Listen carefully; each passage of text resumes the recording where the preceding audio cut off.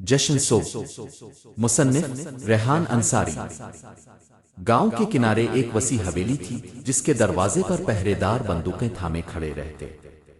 اس حویلی کے مالک حاجی سرفراز خان زمینوں کا وہ جاگیردار تھا جس کی مرضی کے بغیر نہ کوئی کسان سانس لیتا تھا اور نہ کوئی غریب اپنی جھونپڑی میں سکون پا سکتا تھا۔ گاؤں کے لوگ اس کے رحم و کرم پر تھے اور اس کی ظالمانہ ہنسی گونجتے ہی دل دہل جایا کرتے۔ اسی گاؤں کی ایک کچے مکان میں اکرم نام کا لڑکا رہتا تھا۔ اکرم کی آنکھوں میں بچپن سے ہی اداسی بسی تھی۔ چند سال پہلے جاگیردار نے معمولی بات پر اکرم کے پورے خاندان کو اپنے کارندوں کے ہاتھوں قتل کروا دیا تھا۔ اس دن سے اکرم کے دل میں آگ جل رہی تھی۔ وہ گاؤں والوں کی طرح خاموش غلام نہ رہا، اس نے اپنی آنکھوں میں انتقام کی چمک بسے دی۔ اکرم نے کئی مہینے خفیہ طور پر گاؤں کے باہر پہاڑی راستوں میں بارود اکٹھا کیا۔ وہ جانتا تھا کہ جاگیردار کی حویلی کے اندر شادی کی تیاریاں ہونے والی ہیں۔ جاگیردار کے بیٹے کی بارات تھی۔ گاؤں میں چراغاں ہوا، ڈھول بجے، ناچ گانا شروع ہوا۔ سب کسان، مرد، عورتیں زبردستی حویلی بلائے گئے تاکہ جاگیردار کی شان بڑھ سکے۔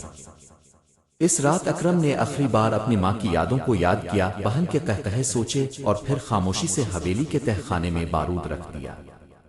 جیسے ہی گانے کی آوازیں بلند ہوئیں، جیسے ہی رقص اپنے جوبن پر تھا، اکرم نے بم کا بٹن دبا دیا۔ ایک دھماکہ ہوا، اتنا خوفناک کہ زمین کانپی، چراغ بجھ گئے، آسمان دہل گیا۔ چند ہی لمحوں میں جاگیردار کی حویلی مٹی کا ڈھیر بن چکی تھی۔ جاگیردار، اس کا خاندان، اس کے چاپلوس، سب راکھ کا حصہ ہو گئے۔ گاؤں والے بھاگتے بھاگتے رکے۔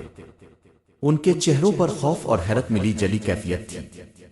کچھ کے ہونٹوں پر مسکراہٹ آ گئی، جیسے برسوں کی غلامی کا بوجھ اتر گیا ہو۔ لیکن وہی مسکراہٹ اگلے ہی لمحے آنسوؤں میں بدل گئی، کیونکہ دھماکے میں کئی بے قصور نوکر، عورتیں اور بچے بھی جل گئے تھے۔ اگلی صبح گاؤں کی فضا عجیب تھی۔ ایک طرف آزادی کی خوشبو تھی، دوسری طرف لاشوں کی بدبو۔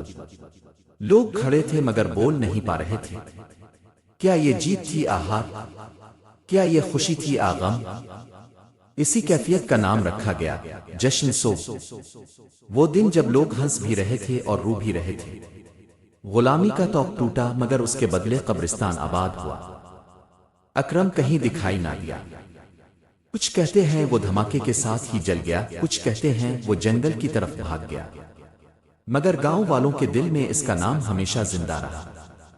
ایک ایسا لڑکا جو ظلم کے اندھیروں میں چراغ بن کر جل اٹھا، لیکن جس کا چراغ بجھتے ہی سب پر سوگ چھا گیا۔